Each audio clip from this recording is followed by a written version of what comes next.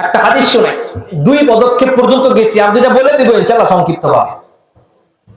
আল্লাহ রাসূল সাল্লাল্লাহু আলাইহি ওয়াসাল্লাম সাহাবায়ে কেরাম নিয়ে বসে আছেন। হুজুর চলে আসছে নাকি? সাহাবায়ে কেরামদের নিয়ে বসে আছেন। তো বসে থাকলে আল্লাহ রাসূল সাল্লাল্লাহু আলাইহি ওয়াসাল্লাম সাহাবীদেরকে বলছেন, বুখারী মুসলিমের হাদিস, হাদিসের মধ্যে কোনো সমস্যা নাই। অনেকে আবার সহিহ বিভিন্ন তালতুল করে, এলাকায় বহুত মানুষ থাকে। খবরদার, এই তালতুল করার দায়িত্ব কিন্তু সবার না। যারা এই কোরআন সুন্নাহ নিয়ে গবেষণা করে তারা এগুলো বুঝবে। মেহেরবানি করে এগুলো বুঝতে চাইলে তাদের শরণাপন্ন হয়ে বোঝা, নিজে নিজে পণ্ডিতি না করা। কথাটা একটু তিতা তিতা লাগছে, কি করেন? কিছু করার নাই, রোগ হইলে তিতা ওষুধই খাওয়া লাগে, ঠিক না? যাই হোক, আল্লাহ পাক রব্বুল আল্লাহ রাসূল সাল্লাল্লাহু আলাইহি ওয়াসাল্লাম সাহাবীদেরকে হাদিস শোনাচ্ছেন, বুখারী মুসলিমের হাদিস। আল্লাহ রাসূল বলেন, আতাদরুনা মাল মুফলিস, হে আমার সাহাবীরা, অসহায় কাকে বলে? অসহায়। সাহাবায়ে কেরাম বললেন, আল মুফলিসু ফিনা মান লা দিরহাম লাহু ওয়া লা মাতা। ইয়া রাসূলুল্লাহ, অসহায় বলতে আমরা এমন কাউকে বুঝি যার কাছে দিনার নাই, দিরহাম নাই। আর মানে টাকা নাই, পয়সা নাই, ধন নাই, সম্পদ নাই, বাড়ি নাই, গাড়ি নাই, কিছু নাই। জোরে আওয়াজ করে বলবেন, দুনিয়ায় যার কেউ নাই তার কে আছে? এই জন্য দুনিয়াতে কেউ অসহায় হয় না। আল্লাহ রাসূল বলেন, এই লোকটা মূলত অসহায় না। প্রকৃত অসহায় কে জানো? আল্লাহ রাসূল বলেন, আল মুফলিসু মিন উম্মতি, আমার উম্মতের মধ্যে প্রকৃত অসহায় হলো ওই লোকটা, মাইয়াতি ইয়াউমাল কিয়ামাহ, যেই লোকটা কিয়ামতের দিন আল্লাহর সামনে দাঁড়াবে। বিসালাতিন ওয়া সিয়ামিন ওয়া যাকাহ, নামাজ রোজা যাকাত নিয়ে দাঁড়াবে। নেক আমলের পাহাড় নিয়ে আল্লাহর সামনে দাঁড়াবি। মনে হবে যেন লোকটা বোধহয় জান্নাতে যাবে, কত নেক আমল। ঠিক ওই মুহূর্তে ইয়াতি কদ শাতামা হাদা, এক লোক আসবে, যেই লোকটাকে এই নেক আমলওয়ালা দুনিয়াতে গালি দিছিল। গালি, আমাদের সমাজে গালি আছে না নাই? কথায় কথায় গালি, দোকানদারের গালি, গাড়িতে ড্রাইভারের সাথে গালাগালি, কন্ট্রাক্টরের সাথে গালাগালি, হেল্পারের সাথে গালাগালি আছে না নাই? আর গালি ছোটটা কেউ দেয় না, দিলে একেবারে বড়রা। কোনো গালি নেই, ঠিক না? একেবারে বড় বড়রা দেয়। নাউযুবিল্লাহ। গালি দিতে যদি টেহা রাখতো তাহলে সব ফকির হয়ে যেত। দুনিয়ায় এই মানুষগুলো সেই দিন আল্লাহর কাছে বিচার দিবে। রব্বানা আলামিন, এই লোকটা নামাজ পড়তো, রোজা রাখতো, হজ করতো, যাকাত দিত, সব ঠিক। তার বাড়িতে একদিন আমি আমার প্রয়োজনে কাজের জন্য গেছিলাম, কথায় কাটাকাটি হওয়ার এক পর্যায়ে গালি দিছি।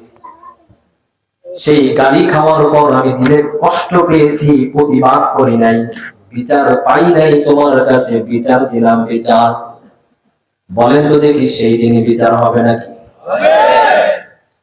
আল্লাহর আদালতে বিচার হবে। বিচার, আল্লাহর আদালত দুনিয়ার আদালতের মতো না। দুনিয়ার আদালত যারা চালায় তারা হলো বিচারপতি, অথচ আল্লাহ হলেন মালিক ইয়াউমিদ্দিন, বিচার দিনের বিচারপতি না, বিচার দিনের মালিক, বাদশাহ। বিচারপতির উপরে প্রধানমন্ত্রী থাকে, রাষ্ট্রপতি থাকে। কখনো কখনো বিচারপতি নিজের বিদ্যা এবং বুদ্ধি দিয়া বিচার করার সময় নির্দোষকে নির্দোষ বলে, অপরাধীকে অপরাধী বলে। কিন্তু যদি সেই অপরাধী উপরস্থ ঊর্ধ্বতনের কাছাকাছি কোনো ব্যক্তি হয়, বিচারপতিকে বাধ্য করে বিচার ঘুরাই দেয়। তার মানে দুনিয়াতে বিচারপতির উপরে লোক আছে বিধায় সে ঠিক মতো বিচার করতে পারে না। অথচ রব্বুল আলামিন হলেন মালিক ইয়াউমিদ্দিন, বিচার দিনের বাদশা, আল্লাহর উপরে কেউ নাই। ফামান ইয়ামাল মিসকালা যাররাতিন খায়রান ইয়ারাহ ওয়া মান ইয়ামাল মিসকালা যাররাতিন শাররান ইয়ারাহ। বিন্দু থেকে বিন্দু পরিমাণ ভালো কাজ করবা, ওইটার প্রতিদান পাবা।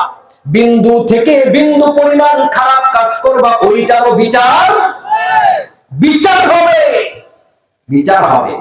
দুনিয়াতে ভাবতেছেন বাইচা গেছেন। খবরদার, আল্লাহর কসম করে বলি, যেই সমস্ত বান্দার বংশের হক নষ্ট করেছেন, যাদেরকে অন্যায়ভাবে বিভিন্ন রকমের দোষারোপ করে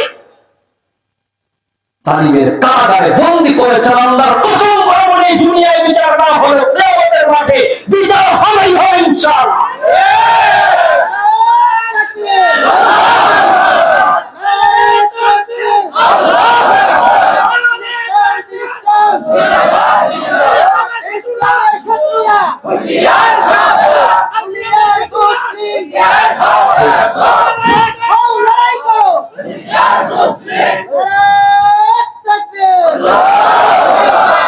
আল্লাহ রাসূল সাল্লাল্লাহু আলাইহি ওয়াসাল্লাম বলেন, ঠিক ওই মুহূর্তে আরেকটা লোক আসবে, ইয়াতি কাদাফাহারা।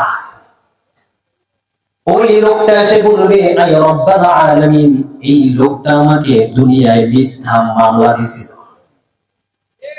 আরেক লোক এসে বলবে, কদ সাফাকা তামাহানা, অন্যায়ভাবে আমাকে হত্যা করেছিল। আল্লাহ রাসূল বলেন, ঠিক তখন আল্লাহ তাআলা বিচার করবেন। কেমনে বিচার করবেন? ফায়ুকা হাদা মিন হাসানাতি,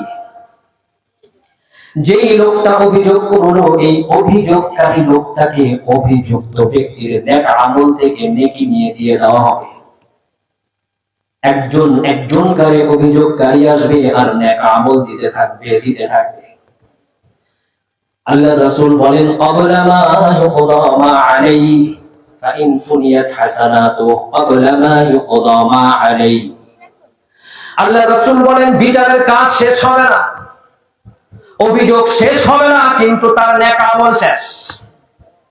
জিন্দেগীর নামাজগুলো শেষ, তাহাজ্জুদ শেষ, জিকির শেষ, হজ শেষ, যাকাত শেষ, সব শেষ। আল্লাহ রাসূল বলেন, সবকিছু শেষ হয়ে যাবে, কিন্তু অভিযোগকারী লাইনে দাঁড়ানো। আল্লাহ রাসূল সাল্লাল্লাহু আলাইহি ওয়াসাল্লাম বলেন, উকিদা খাতায়াহু ফাতুরিহাত আলাইহি। এখন যারা অভিযোগ করবে, অভিযোগকারীদের বদ আমল গুনাহগুলো নেওয়া হবে। গুনাহগুলো নিয়ে ওই অভিযুক্ত ব্যক্তির নামাজি হাজী সাহেবকে দেয়া হবে। আল্লাহ রাসূল বলেন, সুম্মা তুরিহা ফিন-নার। আল্লাহ পাক রব্বুল আলামিন তখন এই লোকটাকে ধরে বেঁধে জাহান্নামে নিক্ষেপ করবে। জাহান্নামে নিক্ষেপ। জিন্দেগীর নামাজ শেষ, রোজা শেষ, হজ শেষ, যাকাত শেষ, তাহাজ্জুদ শেষ, সব শেষ, সব ধরনের নেক আমল শেষ, জাহান্নামে চলে যাবে। আল্লাহ রাসূল বলেন, যেই লোকটা জীবনভর নেক আমল করার পরেও আল্লাহর জান্নাতে যেতে পারলো না, আল্লাহ স্বয়ং যার সহায় হলো না, এই লোকটার চাইতে অসহায় আর কেউ নাই। এই লোকটাই সবচেয়ে বড় অসহায়। কিসের ক্ষমতা, কিসের টাকা পয়সা, ধন সম্পদ, তুই সবচেয়ে বড় অসহায়। বান্দার হক নষ্ট।